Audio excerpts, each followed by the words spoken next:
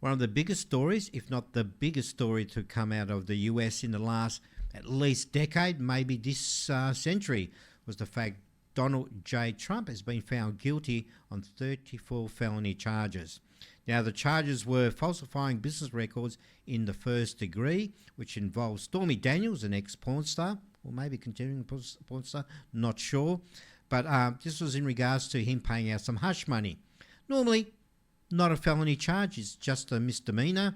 But this time around, District Attorney Alvin Braggs decided to upgrade those charges to felony charges.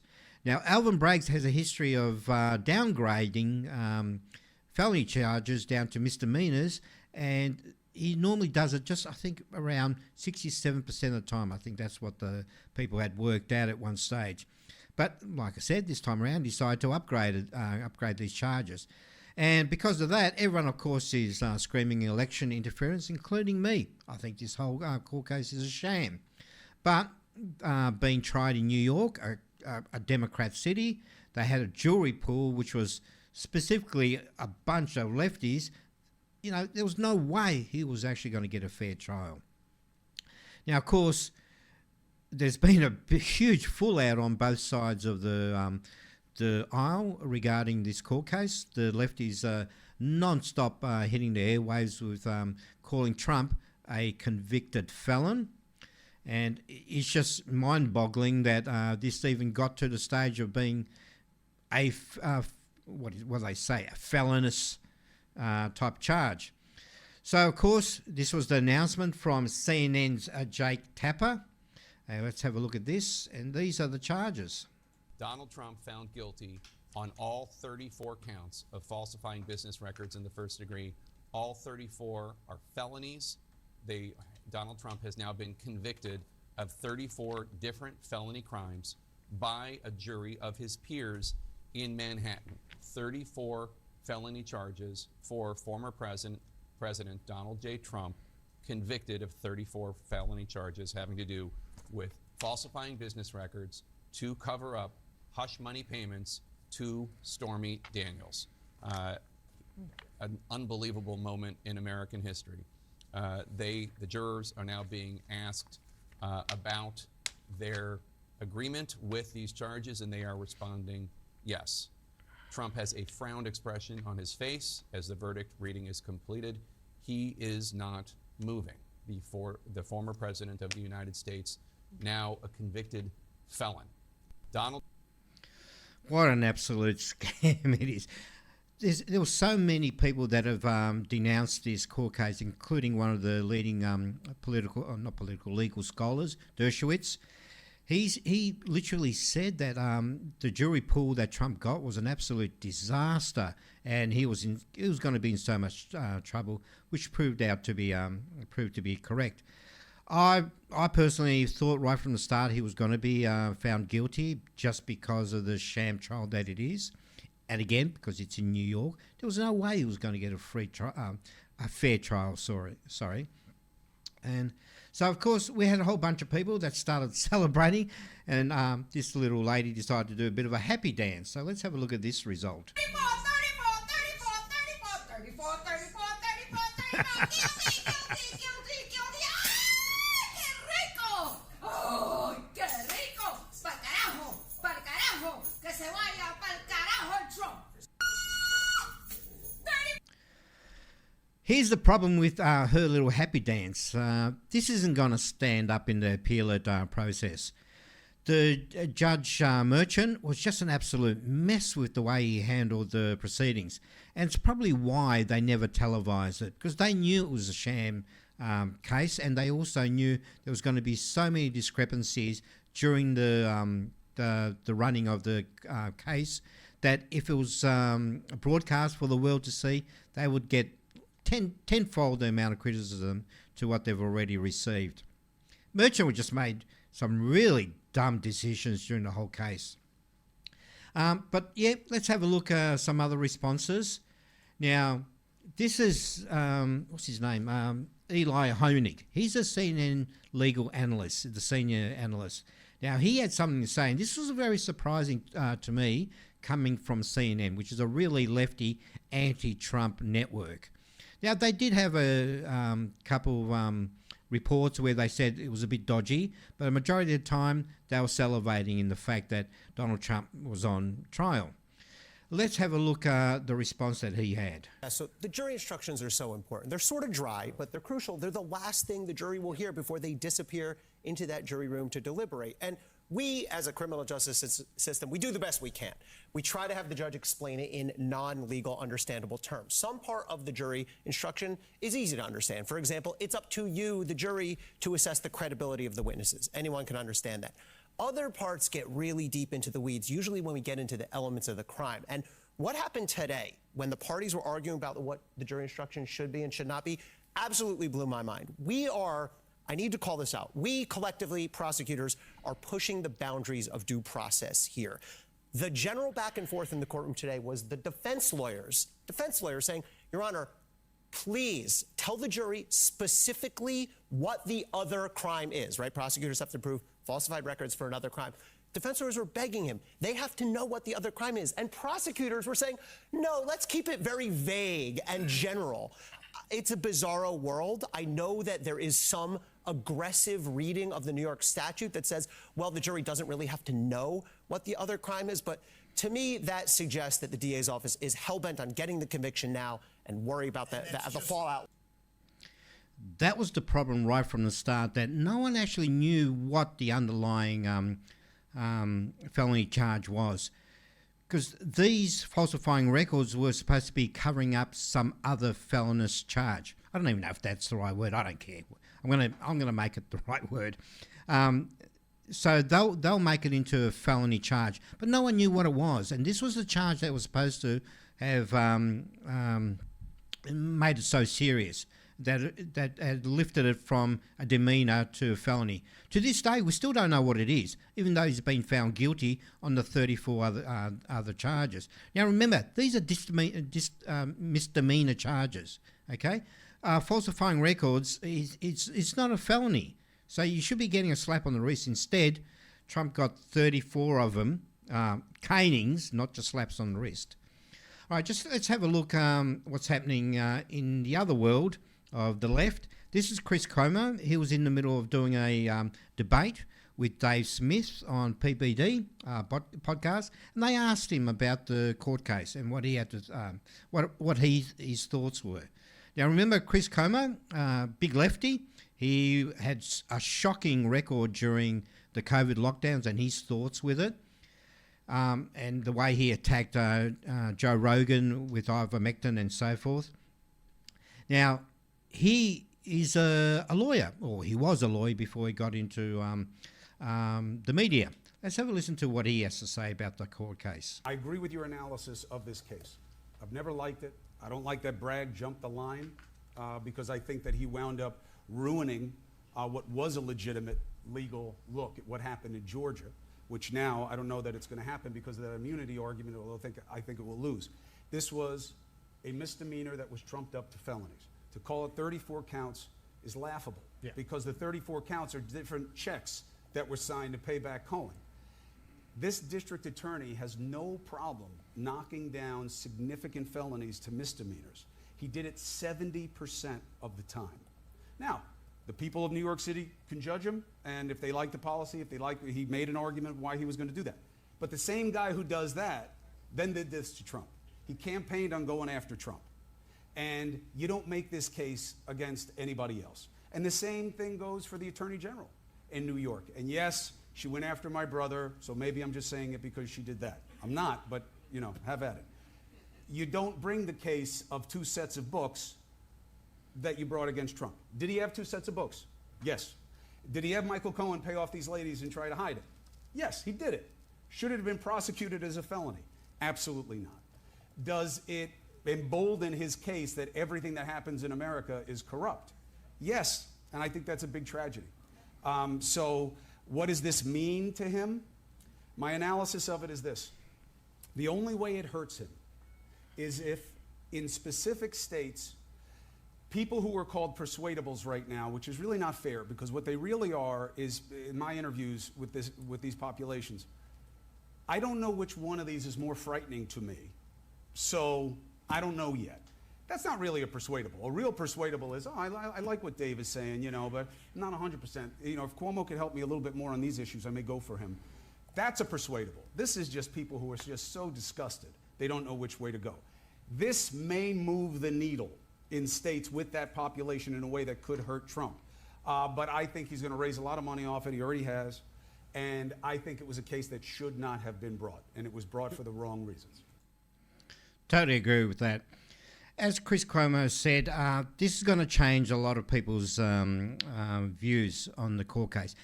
A majority of, I think, like 56% of Americans already think the justice system is corrupt. So this is not helping. Now, we have the beauty of our hindsight. This was filmed like 3-4 days ago, and we've had some results coming from there.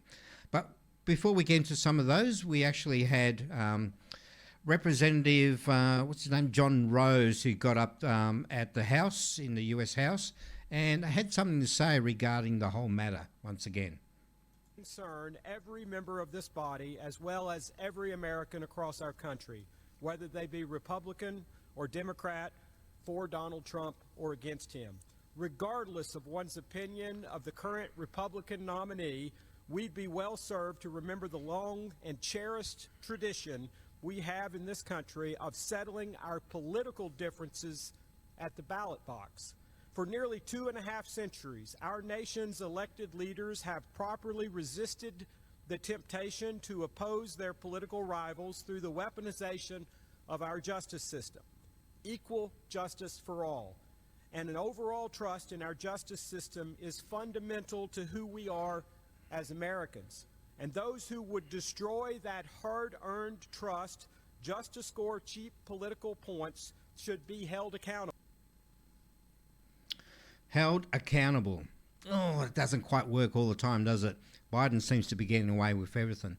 There was 3 different departments that tried to take this case to court originally. I think one of them was the DOJ, and they said, there's nothing there, I'm not going to go ahead with it. Yet, somehow, Alvin Bragg's kind of mushed it all together, turned into some type of Frankenstein project, and got it through court. And, of course, it helps when you have a corrupt judge as well, Judge Merchant, who has donated to Democratic parties, and as well as his daughter is actually raised money from this court case. I think she's raised like over $1 million now. So they've all benefited from it. Normally, judges don't like the idea of having their court cases reversed, their decisions overturned. But Merchant has got a bigger picture here. I'm pretty sure he's heading towards CNN. He's going to release a book. He doesn't care if his judgments get overturned. Now, this is going to go through the appellate court. I don't doubt at all that this will be thrown out somewhere along the line, because it is a sham case. There were so many discrepancies, like I mentioned earlier, in the court case. It will get thrown out. I knew he'll get convicted of these because it's a sham case, and I know it's going to get thrown out because it's a sham case. Okay, so keep your eyes open. We'll keep we'll keep our eyes open on it as well. Now, what has been the fallout from this? You know, the history from Trump has been every time he gets some charges thrown at him, his popularity grows. And of course, this is no different. Over the last, 3 days, maybe 4 days now since it's happened, 3 days, whatever it was, yes, his popularity has grown. And in some cases, his campaign funds have just gone through the roof. In the first 24 hours, Trump's campaign got an influx of, I think it was $24 million in the first 24 hours. Now we're down a few days. Let's have a look at the result. 3 days later, $200 million. That's just astounding. So many analysts are saying they've never seen anything like this. So this has swayed a lot of people. A lot of people that have said, this is just crazy. I've never donated to a campaign. I'm going to donate to Trump. And as you see, $200 million in 3 days. That is just astounding. Only a couple months ago, Biden got his little coonies together, Obama and a couple other people, try and raise some money. for his campaign. He raised $51 million and he was bragging how amazing. Was it 51? No, it was 20. I think it was 26 million. 26 million. And they were bragging about how much money they raised. And it was, I think, a week or 2 weeks later that Trump did a bit of fundraise and he raised 51 or 52 million dollars. So correct me if I'm wrong. If you know what the actual figures are, just leave it in the comments. Don't forget, hit the subscribe button and also like the video if you like it. Anyway, so back to this. $200 million is no laughing matter. And in May alone, during the court case, the Republican National Committee, they collected $141 million during that whole month, which is, again, unbelievable. Campaign officials are just saying this is just nuts. This is not harming Trump at all. Nothing whatsoever. Now, this is pure election interference. I don't doubt that at all. From what I've been saying from all the previous court cases, all of them are sham. And they just happen to come in the election year of Trump. Oh, maybe I'm foreseeing the future here. But one of the things is they're gonna do and is just to try and keep him off the campaign trail.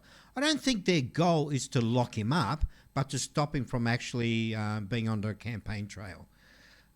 So there's sentencing. Judge Merchant is going to sentence him on, I believe it's July the 11th, which happens to be 3 or 4 days before the Republican nomination, which I believe you have to be there to actually get nominated.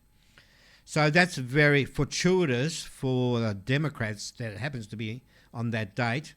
So I don't know how they're going to work around there, but who's it, Johnson, the Speaker of the House, he's going to try and fast forward this to the Supreme Court, see if they can intervene and do something about it.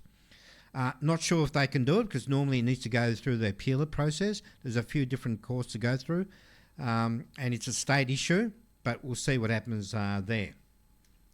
Now, they did a poll straight after the felony announcements, and this is what they came up with. Now, have a look at some of these numbers. Now, I don't know why they're calling them toss-ups because some of these aren't toss-ups. They're clear winners. When you're looking at Nevada, 51 to 49, Biden is leading there. And with Pennsylvania, 53 to 47. Michigan, Biden is leading there, 53 to 47. Wisconsin, 56 to 44. Arizona, Trump leading, 59 to 41. Georgia is absolutely annihilating it there, 63 to 37. Like I said, I have no idea why they're calling that a toss-up. And North Carolina, 67 to 33. So the swing states, they're up and go there, but some of them, Trump's really got the lead on there. Hasn't hurt his numbers at all. And like we know, the campaign funds have just gone through the roof. Let's have a look at this. This is interesting because President Donald J. Trump just recently joined TikTok. Now, he's been on there 3 days now, I think. 24 hours, 48 hours, maybe just over 2 days. And Biden has been on there for 4 months. And within 24 hours, Trump had 2.4 million followers compared to the 330,000 at that time from Biden. Now, as you can see, the counter there is just going bonkers at 4.6 million followers in, like I said, what was it, 3 days now? Maybe a bit more. 3 days? Somewhere around there anyway. So, like I said, like I keep on saying, these Democrats are idiots. It's not harming Trump at all. It's making him more popular. The people are really rallying behind Trump. And all it does for me is I actually rally even stronger behind Trump. Before I was on the fence, I could take him or leave him. I thought he was doing some good stuff. But now the more they attack him, the more I support him. And sadly, this is how you create extremists as well. There's going to be some idiot out there who's going to go, oh my God, stop attacking my president and go and do something really stupid. At the moment, there hasn't been any riots, which is great because, Republicans are not known for rioting. Of course, you're going to throw J6 in my face. J6 was an absolute disaster, and everybody that rioted there should be locked up and should be charged for any damage they did. But the majority of them were peaceful. You had a whole bunch of J6 protesters that walked into the building that were told by the Capitol Police to leave. They turned around within 30 to 60 seconds and they left. But guess what? They were still put into prison because, that's the way the justice works in the USA. Selective prosecution over there now. And I'm not going to even get into Ray Epps in this particular podcast. So anyway, that's the wrap up for today. Come and join me for another episode. If you haven't subscribed to the channel, please do. Like the video and we'll see you in the next one.